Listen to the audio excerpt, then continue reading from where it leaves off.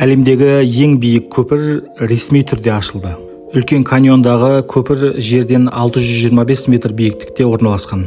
Бұл дегеніміз әлемдегі ең биік ғимарат Бурдж Халифа Мердека 118-ден кейінгі 3-ші орында деген сөз. Бірақ ол ғимараттар жерде орналасқан, ал бұл ауада қалқып тұр.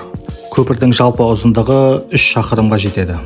Бұл жай ғана көпір емес. Қытайдағы ең қолжетпес аңғарлардың бірінде қалықтап тұрған инженерлік ғажайып.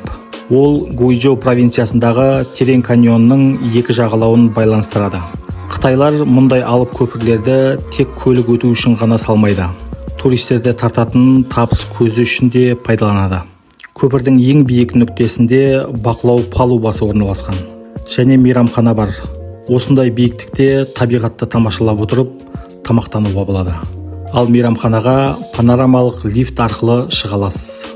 Енді адреналин алғысы келетін туристер үшін көпірдің астында арнайы адамдар жүретін жол жасап қойған. Барлығы қауіпсіз. Әрбір адамда қауіпсіздік белдіктері болады. Әрине күн батқанда туристер үшін шоу, фонтан барлығы болады. Ал сіз осындай биіктіктегі көпірге шыққан болар ма едіңіз? Комментарийге жазып кетіңіз.